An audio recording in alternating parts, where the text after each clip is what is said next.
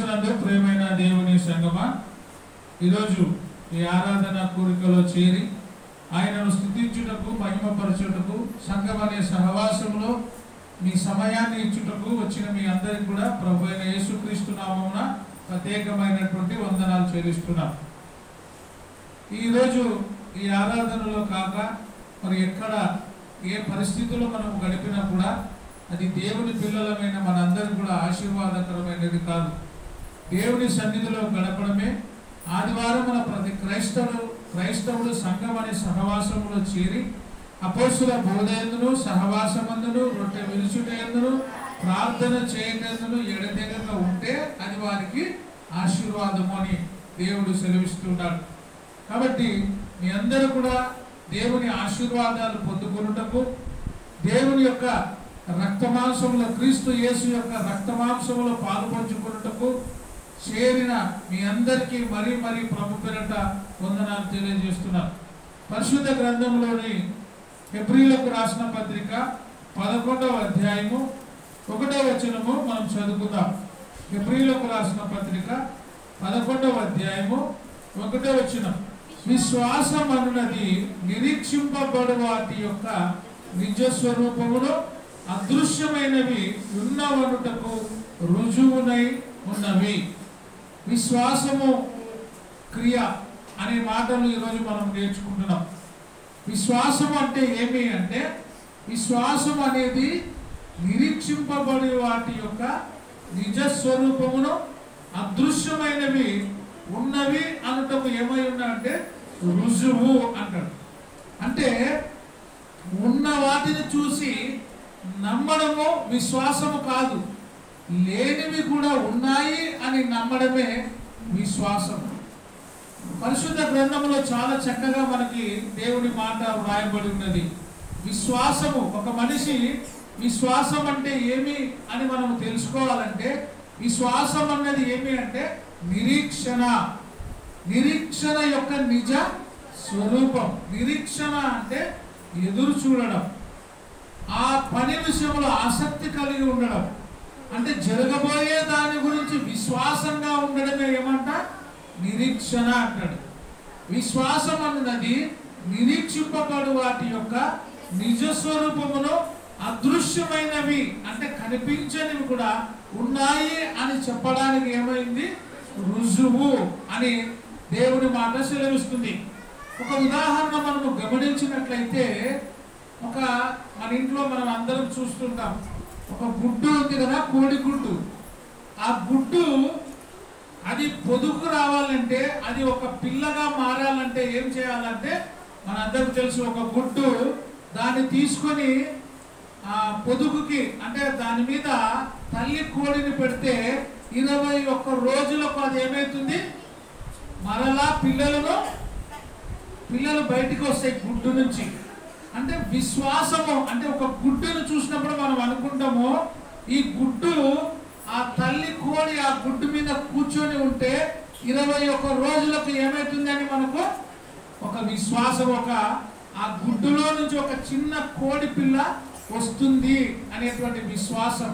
అంటే నిరీక్షణ ఎప్పుడో 21 రోజుల వరకు ఉండడమే ఏమంట నిరీక్షణ. విశ్వాసం ఏమంటే ఈ గుడ్డు నుంచి ఏమొస్తుంది, ఒక చిన్న కోడి పిల్ల వస్తుంది అనేటువంటిది విశ్వాసం. నిరీక్షణ అనేది ఓపిక. అయితే ఇంత ఓపిక కూడా ఇప్పుడు మనకి లేదు. అప్పుడు కోడి కింద పెట్టి గుడ్లు పొదిగించేవాళ్ళు. ఇప్పుడు ఏమంటే ఎక్కువగా వేడి వలన ఏం చేస్తున్నారు, తల్లి లేకుండానే పిల్లలకి ఆ వేడి గుడ్లకు వేడి పెట్టి పిల్లల్ని పొదిగిస్తున్నారు. అంటే విశ్వాసం ఎటువంటిదంటే నిరీక్షణ యొక్క నిజ స్వరూపమై ఉంది. ఏమి యొక్క నిరీక్షణ అని మనం చూస్తే, యాకోబు రాసిన పత్రిక 2వ అధ్యాయము 17వ వచనం నుంచి మనం చదువుకున్నట్లయితే, అలాగే విశ్వాసము చూడండి, విశ్వాసం అన్నది ఏమి నిరీక్షింపబడు వాటి యొక్క నిజస్వరూపము. అలాగే విశ్వాసము అనేది ఒక్కటిగా ఎప్పుడు కూడా అది గొప్పది కాదు. విశ్వాసానికి ఏముండాలా క్రియ. ఇప్పుడు నేను కోడి గుడ్డు గురించి చెప్తే, ఉత్త గుడ్డు తీసుకొని చూస్తూ ఉంటే ఇది మరలా కొన్ని రోజులకు చిన్న కోడి పిల్ల వస్తుంది అని చూస్తే అది విశ్వాసమే కానీ క్రియ కాదు. క్రియ కావాలంటే ఏం చేయాలా? ఆ గుడ్డులో తల్లి అంటే కోడి తీసుకొని వచ్చి ఆ కోడి మీద, ఆ గుడ్డు మీద కోడిని పెడితేనే అది ఏమవుతుంది? క్రియ. క్రియలు లేని విశ్వాసం ఏమవుతుంది? మృతము. మనం అనుకుంటాం ఈరోజు నేను ఆదివారం ప్రార్థనకి పోవాలి అని అనుకుంటాం, అది ఏమి? విశ్వాసం. కానీ ఏముండాలి దానికి? క్రియ. నువ్వు ప్రార్థనకి పోవాలి అనుకుంటున్నావు కానీ దానికి ఏముండాలి? తోడు క్రియ ఉండాలి. నువ్వు ప్రార్థనకి రావాలంటే ఒక క్రియ నీలో ఉండాలి. అంటే నువ్వు లేచి సిద్ధపడి బైబిల్ తీసుకొని నడుచుతూ ఎక్కడికి రావాలా? ప్రార్థన లేకి వస్తేనే నీ విశ్వాసమునకు క్రియ తోడైతుంది. అప్పుడు ఏమవుతుంది? నువ్వు విజయాన్ని సాధిస్తావు. లేకపోతే క్రియలు లేని విశ్వాసం ఏమవుతుంది? మృతము. అందుకే క్రియకు తోడు విశ్వాసం ఉండాలి, విశ్వాసమునకు తోడు క్రియ ఉండాలి. ఈ రెండు ఉండాలి. అందుకే అలాగే విశ్వాసము క్రియలు లేనిదైతే అది ఒంటిగా ఉండి మృతమైన దగును. మొదటిది ఏ విశ్వాసం అంటే మృత విశ్వాసము. ఏ విశ్వాసము? మృత విశ్వాసము. ఎప్పుడు మృత విశ్వాసం అవుతుంది? క్రియలు లేని విశ్వాసం ఏమైతుంది? మృతమే. నువ్వు అనుకుంటున్నావు కానీ చేయలేకపోతున్నావు అంటే ఆ కార్యం ఏమైతుంది? మృతమైనది. నీ విశ్వాసమునకు క్రియ ఉండాలి. నేను దేవునికి ఇవ్వాలి అని అనుకుంటున్నావు కానీ దానికి ఏముండాలా? క్రియ ఉండాలి. ఇచ్చేటువంటి మనసు ఉండాలి. చెయ్యి ముందరికి రావాలి. అందుకే క్రియలు లేనటువంటి విశ్వాసము లేని క్రియలు ఏమవుతుంది? మృతమైనదిగా ఉంటుంది. అందుకే మొదటిది మృత విశ్వాసము. అయితే ఒకరు ఏమంటున్నారంట? నీకు విశ్వాసం ఉంది, నాకు క్రియలున్నాయి, క్రియలు లేకుండా నీ విశ్వాసము నాకు కనపరచు అంటే అది కుదరదు. ఒక మనిషికి ఏమేమి ఉండాలా? క్రియ, విశ్వాసం ఉండాలి. ఒక మనిషికి క్రియ ఉంది, ఇంకొక మనిషికి ఏముంది? విశ్వాసం ఉంది. క్రియలు లేకుండా విశ్వాసాన్ని కనపరచలేము. విశ్వాసం ఉండి క్రియలు లేకపోతే కూడా ముందుకి సాగలేము. క్రియ విశ్వాసం అనేది జీవిత ప్రయాణంలో రెండు కాళ్ళ వంటివి. రెండు కాళ్ళు ఉంటేనే మనం ముందుకి కొనసాగుతాం. ఈ క్రైస్తవ జీవిత ప్రయాణంలో కూడా క్రియలు, విశ్వాసము ఈ రెండు కలిగి మనం ముందుకు పోవాలి. అందుకే ఒకడు ఏమంటాడంట? నీకు విశ్వాసం ఉంది, నాకు క్రియలున్నాయి, క్రియలు లేకుండా నీ విశ్వాసము నాకు కనపరచుము. అంటే ఆయన ఏమంటాడంటే నీ చేత గుడ్డు ఉంది కదా, ఈ గుడ్డుకి ఏమవుతుంది? ఇంకొక పిల్ల గుడ్డు వస్తుందని నాకు చూపి అంటాడు. విశ్వాసం ఒక్కటే ఉంటే క్రియలు లేకపోతే అతని పని జరగదు. విశ్వాసమునకు ఏముండాలా? క్రియ ఉండాలి. అందుకే వాళ్ళు మాట్లాడుకుంటున్నారు, నీకు విశ్వాసం ఉంది, నాకు క్రియ ఉంది. విశ్వాసం లేకుండా క్రియని కనపరచు అని చెప్తున్నాడు. క్రియలు లేకుండా నీ విశ్వాసము నాకు కనపరచుము. నేను నా క్రియల చేత నా విశ్వాసము నిన్ను కనపరచుదని చెప్పును. భయపడి వణుకుతున్నాయి కానీ మనిషి దేవునికి భయపడడంలే, దేవునికి వణకడం లేదు. అందుకే దయ్యాలు కూడా దేవునికి ఏమవుతున్నవి? నమ్మి వణుకుతున్నాయి. అంటే ఈ విశ్వాసం ఏ విశ్వాసం అంటే దయ్యముల విశ్వాసం. నమ్ముతున్నాయి, వణుకుతున్నాయి. ఆ దయ్యాల కన్నా విశ్వాసం ఉంది కానీ మనుషులకు ఏం లేదు? విశ్వాసం లేదు. విశ్వాసం ఉంటే క్రియ లేదు, క్రియ ఉంటే విశ్వాసం లేదు. అందుకే ఊచ కాలు చేతులు పడిపోయిన వాడు ఏం చేసినారు? వాడిని ప్రభువైన యేసుక్రీస్తు ప్రసంగిస్తూ ఉన్నప్పుడు వాడు క్రియ ఉంటే అది ఏమవుతుంది? కార్యము ఫలిస్తూ ఉంది.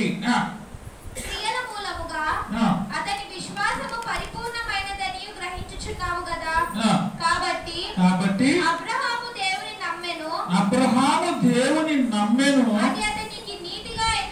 అది అతనికి ఏమైంది? నీతిగా ఎంచబడింది. యాకోబు రాసిన పత్రికలోనే 1వ అధ్యాయము 2 నుంచి చదువుకున్నట్లయితే, నా సహోదరులారా మీ విశ్వాసానికి ఏం కలుగుతుంది? మనందరి విశ్వాసానికి పరీక్ష. మీరు ఎప్పుడైనా పరీక్ష రాసినారా? విశ్వాసం అనే పరీక్ష అంటే పెన్ను పేపర్ ఇస్తేనే పరీక్షనా? విశ్వాసముల పరీక్ష అంటే అర్థమేమి? అంటే మనకు కలిగిన శోధనలు, మనకు కలిగిన అస్వస్థతలు, మనకుండే బలహీనతలు, మనకు వచ్చే రోగ బాధలు, వీటన్నిటిలో నీకేం కలుగుతుంది? ఒక పరీక్ష. ఆ పరీక్షలో మనం వెనకబడిపోతే, ఫెయిల్ అయితే ఏమైతామో? దేవుని యొక్క రాజ్యంలో మనము చేర్చబడం. ఎన్ని బాధలు వచ్చినా, ఎన్ని కష్టాలు వచ్చినా, ఎన్ని శ్రమలు వచ్చినా, ఎన్ని అనారోగ్యాలు వచ్చినా, మనందరిని కూడా త్రోసివేసినా, ఎవరు దగ్గరికి రానియకపోయినా, విశ్వాసములో ఎట్లుండాలో మనము బలంగా ఉండాలి. విశ్వాసం అనే పరీక్షలో మనము నెగ్గాలి. విశ్వాసమునకు తోడు ఏముండాలా? క్రియ తోడుగా ఉండాలి. ఈ రెండు ఉంటేనే మనము ముందుకు పోతాం. అందుకే నా సహోదరులారా, మీ విశ్వాసమునకు కలుగు పరీక్ష ఏం కలిగిస్తుంది? ఓర్పు. ఓర్పు అనేది చాలా గొప్పది. ఓర్పు ఏం చేస్తుందంట? ద్రోహ కార్యము జరగకుండా కాపాడుతుంది. విశ్వాసం అనేది ఓర్పును తెస్తుంది. అంటే పట్టుదలను మనలో నింపుతుంది. అన్నిటిని తట్టుకునే శక్తిని ఇస్తుంది. ఏది? విశ్వాసం. విశ్వాసం ఉంటే ఓర్పు వస్తుంది. ఓర్పు ద్వారా పట్టుదల పెరుగుతుంది. అంటే బంగారు కొలిమిలో కాల్చబడితేనే అదేమవుతుంది? ఇంకా మెరుగుపరచబడుతుంది. విశ్వాసమునకు కూడా శ్రమలు కలిగితే, విశ్వాసములో కష్టాలు వస్తేనే మనం ఏమవుతామంటే దృఢమైన వారుగా ఉంటాం. అందుకే మీరు నానా విధములైన శోధనలో పడినప్పుడు, ఎన్ని శోధనలు అంట? ఒకటి కాదు, ఒక రకం కాదు, నానా విధములైనటువంటి శోధన. ఒకే శోధన అయితే మనం జయిస్తాం, ఒకే రోగం అయితే భరిస్తాం, ఒకే కష్టం అయితే జయిస్తాం. ఎన్ని కష్టాలు వస్తుంటే మనుషులకి. ఇప్పుడు వరకు నాకు ఏ కష్టం లేదు అని చెప్పేవాళ్ళు ఎవరైనా ఉన్నారా? ఇంతవరకు నాకు ఏం కష్టం లేదు, ఇంతవరకు ఒక కన్నీటి చుక్క కూడా నా కంట్లో రాలేదు అన్న వాళ్ళు ఎవరైనా చేయొద్దండి. అందరికి వచ్చినావా కన్నీటి చుక్కలు? వచ్చినాయా? సుదర్శనమయ్య నీకు కూడా వచ్చినావా? నాకు కన్నీటి చుక్కలు రాలేదు అన్నతోళ్ళు ఉంటే చేయొద్దండి. ఇంతవరకు చాలా సార్లు వచ్చినాయి అన్నతోళ్ళు చేయొద్దండి. కన్నీటి చుక్కలు వచ్చినాయా లేదా? అందరికి వస్తాయి. ఎందుకు వస్తాయి?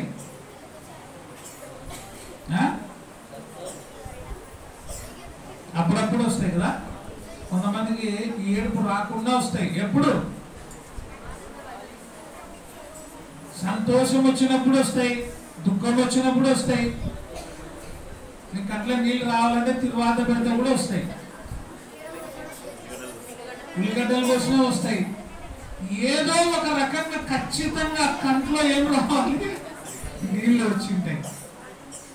అంటే ఉల్లిగడ్డ కోసే వచ్చే కన్నీళ్లు వేరే, దుఃఖముతో వచ్చే కన్నీళ్లు వేరే, సంతోషంతో వచ్చే కన్నీళ్లు వేరే. అందుకే ఏమంటాడంటే ఇక్కడ నానా విధములైన ఏమంట శ్రమలు మీకు కలిగినప్పుడు అది ఏమని పొందాలంట? ఇది నాకు సంతోషాన్ని ఇస్తుంది. బంగారు ఎంత కాల్చబడితేనే అది ఏమవుతుంది? మెరుగుపరచబడుతుంది.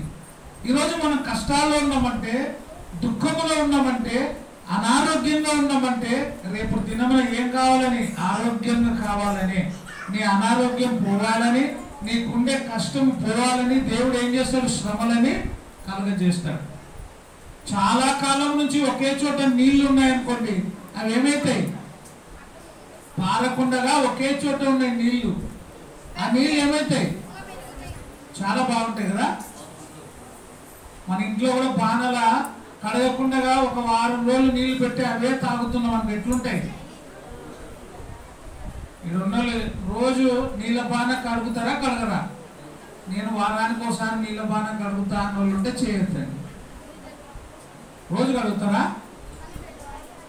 ఎప్పుడైతే ప్రవాహం వస్తుందో ఆ నిలబడిన నీళ్లు కొట్టుకొని పోతావో ఉండేటువంటి ఆ మలినమంతా ఏమైతుంది? కొట్టుకుపోతుంది. శ్రమ వస్తుంటే శ్రమ వస్తుంటే ఏమొస్తుంది మన దగ్గరికి? ఒక ఆశీర్వాదము దగ్గర అవుతుంది. అందుకే భయపడొద్దు, దిగులు పడొద్దు, జడియకు, నేను నీకు ఏమన్నానంట? తోడై ఉన్నాను. ఇశ్రాయేలీయులను కాపాడు దేవుడు, కునుకడు, నిద్రపోడు. అయితే నువ్వు విశ్వాసం ఉంచు. విశ్వాసం ఉంచి విశ్వాసమునకు తగిన ఏముండాలా? క్రియ నీకు ఉండాలి. అందుకే నానా విధములైన శోధనలో పడినప్పుడు అది మహానందమని ఎంచుకొనుడి. 1 యోహాను రాసిన పత్రిక 3వ అధ్యాయము 8వ వచనం. అపవాది అపవాది ఏం చేస్తున్నాడు?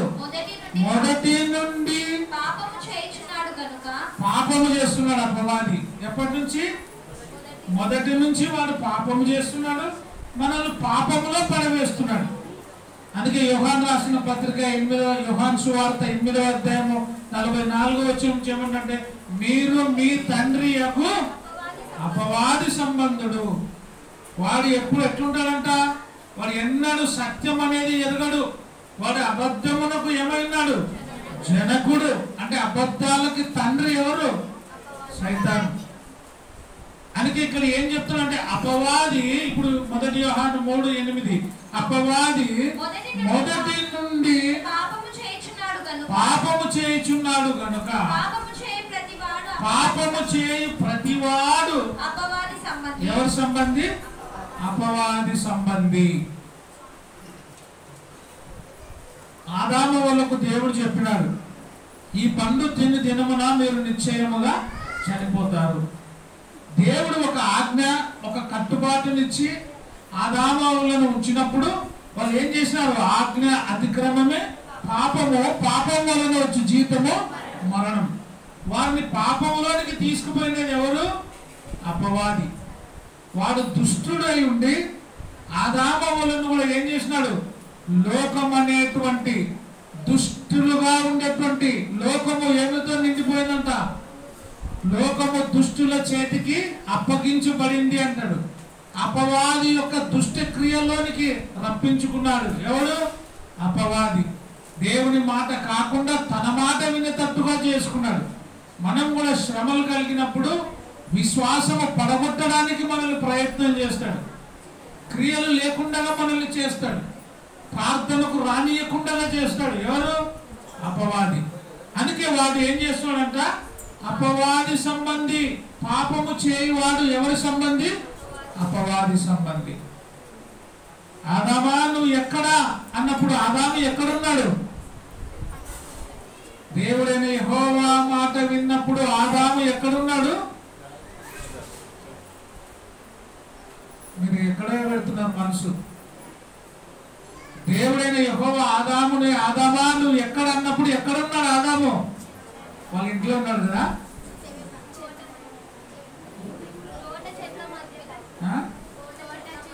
ఒక కథ ఉందంట.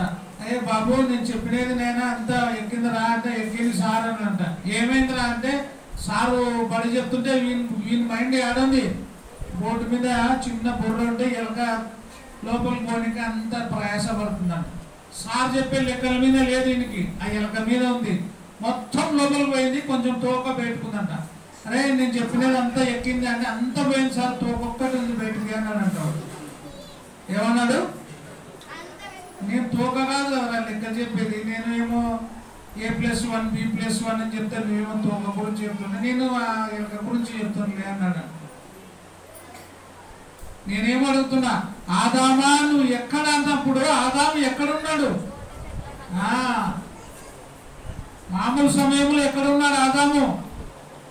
దేవుడితో సహవాసం కలిగి ఉన్నాడు. ఎప్పుడైతే అపవాది మాట విన్నాడో, అపవాది యొక్క క్రియలలో నడుస్తున్నాడో, ఆదాము అవ్వ ఇద్దరు ఏమైనారు? తోట చెట్ల మధ్యలో దాక్కున్నారు. మేము దిగంబరులుగా ఉన్నాము అని చెప్తున్నారు. అంటే విశ్వాసంలో వాళ్ళు ఏమైనారు? పడిపోయినారు, ఆత్మీయతలో చనిపోయినారు. కాబట్టి పాపము చేయి ప్రతివాడు ఎవరి సంబంధి? అపవాది సంబంధి. అపవాది క్రియలను లయపరచుటకే దేవుని కుమారుడు ఏమైనాడు? ప్రత్యక్షమైనాడు. అపవాది యొక్క క్రియలు, అపవాది యొక్క చెడును త్రోసివేయటకు, పారద్రోయుటకు ప్రభు అయిన యేసుక్రీస్తు ఆ పరలోక మహాపట్టణాన్ని వదిలిపెట్టి ఈ లోకానికి ఏతించి ఉన్నాడు. ఆ పాపమును పోగొట్టుటగా ఏం చేసినాడు? ఆయన తన రక్తాన్ని చిందించినాడు, రక్తాన్ని కార్చినాడు. మన కోసమై ముళ్ళ కిరీటాన్ని ఉంచుకున్నాడు. మన కోసమై తన శరీరం ఏమైంది? గాయపరచబడింది, నలుగగొట్టబడింది. అందుకే అపవాది క్రియలు మనము చేయకుండా ఉండాలి. రోమీలకు రాసిన పత్రిక 13వ అధ్యాయము 12వ వచనం.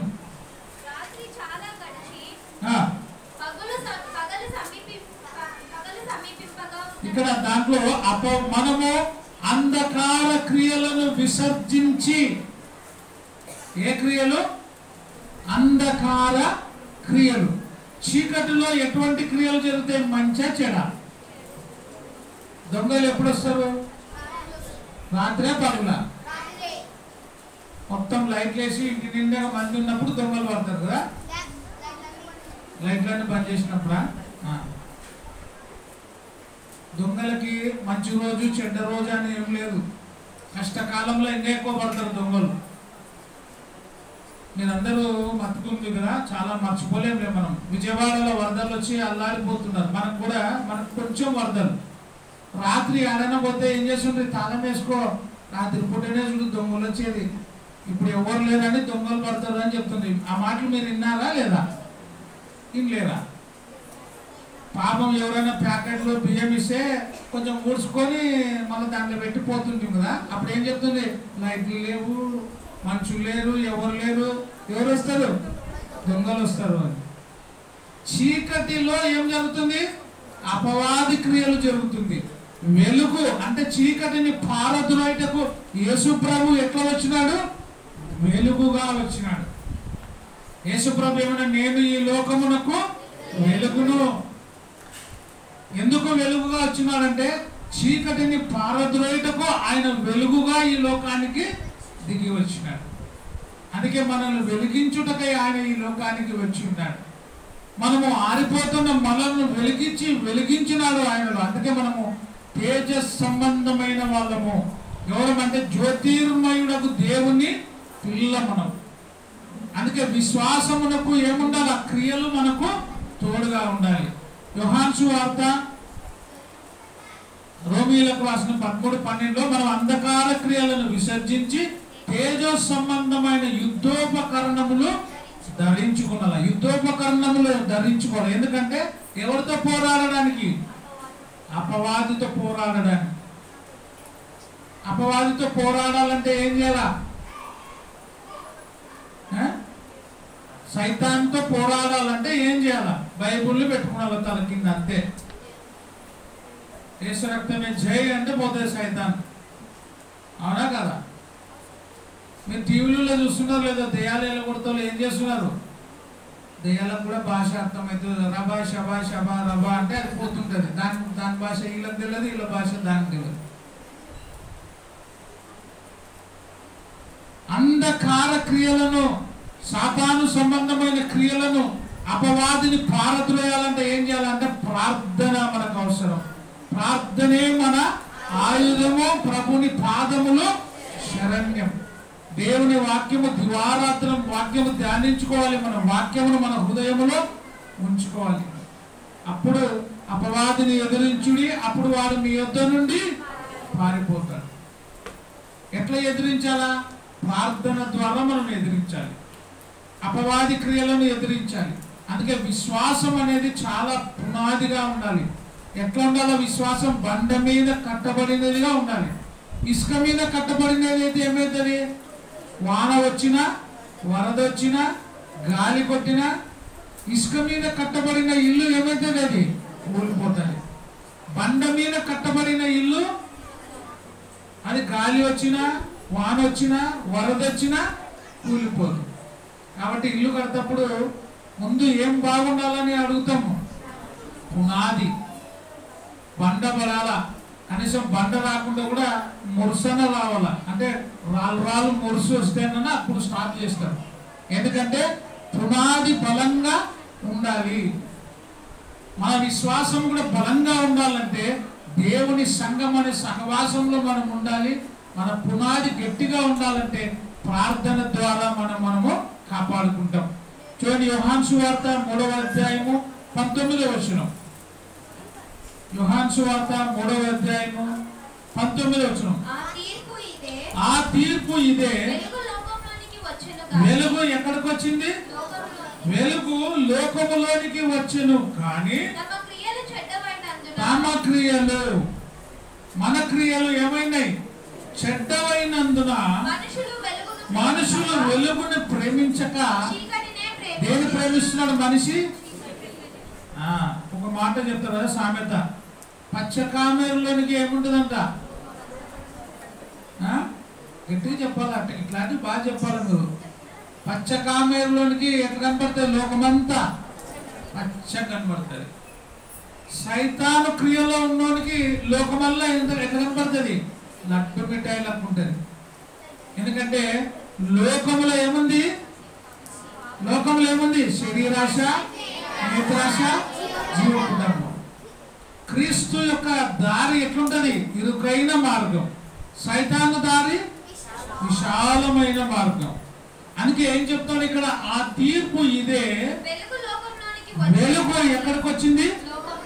లోకములోనికి వచ్చింది, కానీ తమ క్రియలు ఏమైనాయి? చెడ్డవి.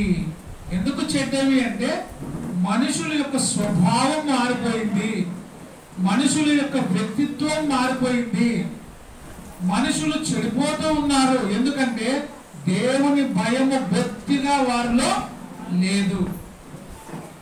ఎవరి హృదయంలో అయితే దేవుని భయం ఉంటుందో, ఎవరి హృదయంలో అయితే దేవుని వాక్యం ఉంటుందో వారు అపవాది క్రియలకు దూరంగా జీవిస్తారు.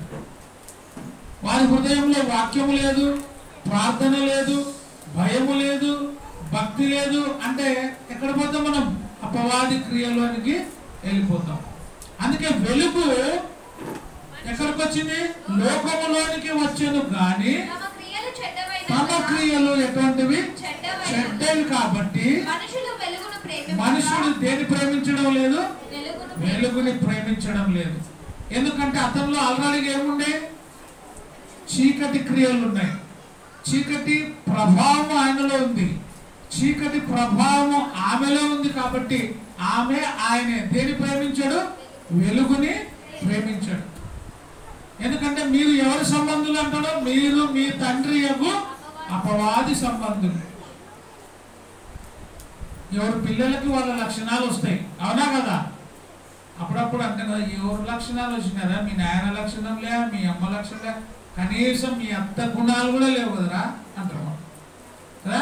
మీ అత్త, మీ మామ గుణాలన్నా లేవు, ఎవరో ఒకరు ఉండాలి కదా. మనం కూడా క్రీస్తు రక్తం ద్వారా కడగబడిన మనకు ఎవరి లక్షణాలు ఉండాలా? క్రీస్తును కలిగి ఉండాలి. అందుకే మీరు మీ తండ్రి యొక్క అపవాది సంబంధులు. అందుకే మనము వెలుగుని ప్రేమించక చీకటినే ప్రేమించితిరి. ఏది ప్రేమిస్తున్నాం? ఎక్కువగా చీకటిని ప్రేమిస్తున్నాం. చీకటి క్రియలను మనం ఆశపడుతున్నాం. అందుకే మనలో వెలుగు రావాలంటే మనం ఏం చేయాలా? మనలో వెలుగు రావాలంటే ఏం చేయాలి? వెలుగుని మనం ఆహ్వానించాలి. వెలుగు ఎక్కడొస్తుంది? నీ వాక్యము నా పాదములకు దీపము. వాక్యము వెలుగై ఉంది, వాక్యము దేవుడై ఉన్నాడు. ఆ వాక్యము కృపా సత్య సంపూర్ణుడుగా ఈ లోకమునకు దిగి వచ్చి చీకటిగా ఉండే మనలను ఏం చేసింది? వెలుగుగా చేసింది. అందుకే మనం వెలుగుగా మారాలి. రోమీలకు రాసిన పత్రిక 8వ అధ్యాయము 13వ వచనం. రోమీలకు రాసిన పత్రిక 8వ అధ్యాయము 13వ వచనం.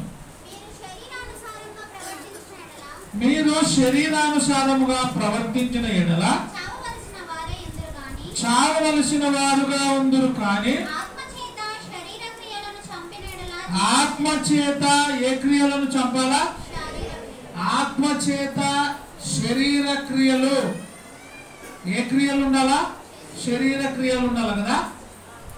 శరీర క్రియలు నీలో ఉన్నట్లయితే, ఆత్మ క్రియలు కాకుండా శరీర క్రియలు నీలో ఉన్నట్లయితే ఆ శరీర క్రియలను దేని చేత చంపాలా? ఆత్మ చేత. దేవుడు ఏమై ఉన్నాడు? ఆత్మ అయి ఉన్నాడు.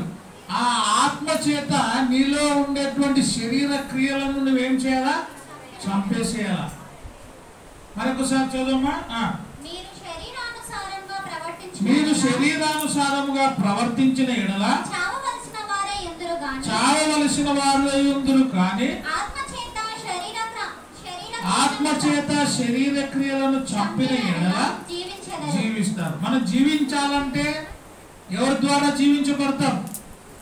యేసుప్రభు ఏమన్నా నేనే మార్గము, నేనే సత్యము, ఆయన ద్వారానే జీవించబడతాం. ఆయననే మనల్ని జీవింపజేస్తున్నాడు. ఆయనే మనకు ఊపిరిని, ప్రాణమును, సమస్తాన్ని మనకి ఇచ్చి ఉన్నాడు. కాబట్టి ఆయన ద్వారానే మనం బ్రతుకుతున్నాం. అందుకే మీరు జీవించుదురు దేవుని ఆత్మ చేత. దేవుని ఆత్మ చేత నడిపించబడితే ఎవరి కుమారులమో? అపవాది ఆత్మ చేత నడిపించబడితే అపవాది పిల్లలం. మరి మనం ఎవరము? అపవాది పిల్లలమా, దేవుని పిల్లలమా? దేవుని పిల్లలం కావాలంటే ఎట్లా నడిపించబడాలా? దేవుని ఆత్మ చేత ఎందరు నడిపించబడుతురో వారందరూ కూడా ఎవరి కుమారులు? దేవుని కుమారులు. మనందరము దేవుని కుమారులుగా, దేవుని కుమార్తెలుగా మనం ఉండాలి. బలా నమ్మకమైన మంచి దాసుడా, బలా నమ్మకమైన మంచి దాసురాలా అని మనల్ని చూసి దేవుడు చెప్పాలి. యోహాను సువార్త 6వ అధ్యాయము, యోహాను సువార్త 6వ అధ్యాయము 28, 29.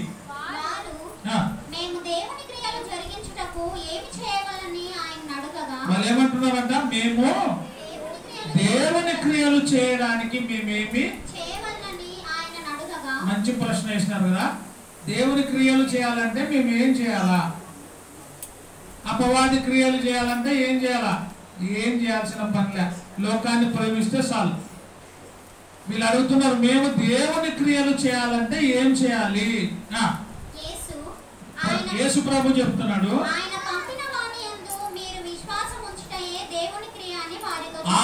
పంపిన వాని యందు ఏముంచాలా?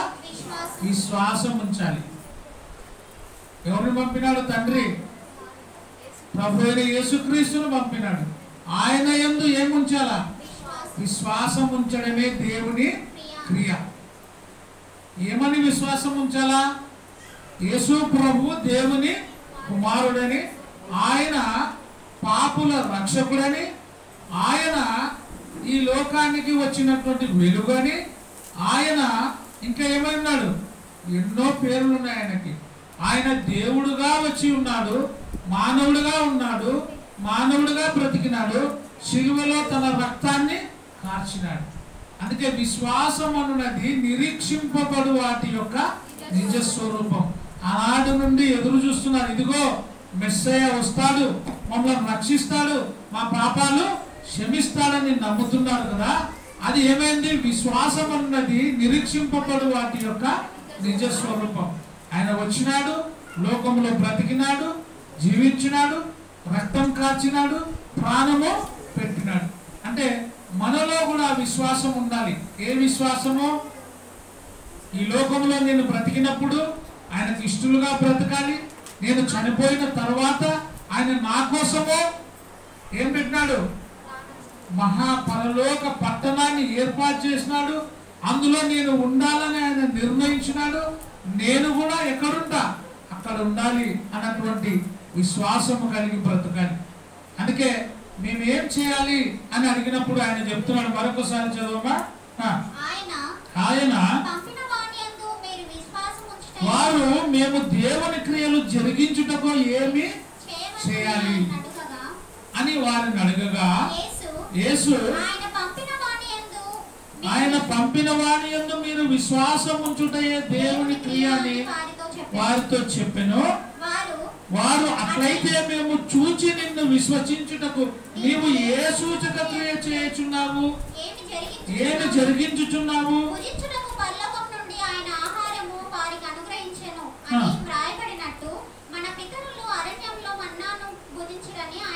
మన పితరులు అరణ్యంలో ఏం తిన్నారు? మన్నాను తిన్నారు. అయినా వాళ్ళు ఏమైనారు? చనిపోయినారు. ఈయనేమంటే నా శరీరము తిని నా రక్తము త్రాగువాడు ఏమవుతాడంట? నిత్య జీవము గలవాడవుతాడు. ఈరోజు మనం ఇక్కడ చేరి ఆరాధనలో ఆయన రొట్టెలోను ద్రాక్షారసములో మనం పాలు పంచుకుంటే ఏమైతాము? నిత్య జీవము గలవారం అవుతాం. ఎప్పుడు కూడా మనం ఎక్కడుంటాం? నిత్య జీవం ఎక్కడుంది? పరలోకములో ఉంది. ఆ పరలోకంలో వెళ్ళడానికి మనం సిద్ధపాటు చేసుకోవాలి. ఆ పరలోకంలో ఉండాలంటే ఏం చేయాలి? విశ్వాసముతో పాటు మనకి ఏముండాలా? క్రియ ఉండాలి. ఈ రెండు ఉంటేనే. అందుకే క్రియలు లేని విశ్వాసము మృతము. విశ్వాసం అన్నది నిరీక్షింపబడు వాటి యొక్క నిజ స్వరూపమును అదృశ్యమైనవి ఉన్నటకు ఏమైనవి? రుజువై ఉన్నాయి. కాబట్టి విశ్వాసమునకు తగినటువంటి క్రియ మనము కలిగి ఉండాలి. మరొకసారి యాకోబు రాసిన పత్రిక చదువుకుందాం. చివరిగా ఈ మాట చదువుకొని ముగించుకుందాం. యాకోబు రాసిన పత్రిక చదివినా మళ్ళీ ఒకసారి చదువుదాం. 1వ అధ్యాయము 2వ వచనం నుంచి. నా సహోదరులారా, మీ విశ్వాసమునకు కలుగు పరీక్ష ఓర్పును పుట్టించునని ఎరిగి మీరు నానా విధములైన శోధనలో పడినప్పుడు మీ విశ్వాసమును మీ క్రియను విడిచిపెట్టొద్దండి. విడిచిపెట్టకుండా మీరు నడుచుకుంటే ఏమైతుందంటే అది మహానందమని ఎంచుకొనుడి. మనం కొన్నిసార్లు పరీక్ష కలిగినప్పుడు, శ్రమలు వచ్చినప్పుడు విశ్వాసాన్ని కోల్పోతాం. విశ్వాసముతో పాటు క్రియను కూడా వదిలిపెడతాం. కాబట్టి రెండు మనం పట్టుకుంటే మనకి ఏం కలుగుతుంది? మహానందం. ఇదిగో మీకు శ్రమ కలుగును, మరణం వరకు మీరు ఎట్లా ఉండాలా? నమ్మకంగా ఉండుము, నేను నీకు జీవ కిరీటం ఇస్తా. కాబట్టి ఆ జీవ కిరీటం పొందాలంటే మనము ప్రతి ఆదివారమున దేవుని సన్నిధిలో చేరి అపోస్తుల బోధ యందును, సహవాసమందును, రొట్టె విరుచుట యందును, ప్రార్థన చేయటంలో ఎడతెగక ఉంటే నిత్య జీవాన్ని మనం పొందుకుంటామని వాక్య భాగంగా తెలియజేస్తూ ముగిస్తున్నారు. అందరికీ వందనాలు.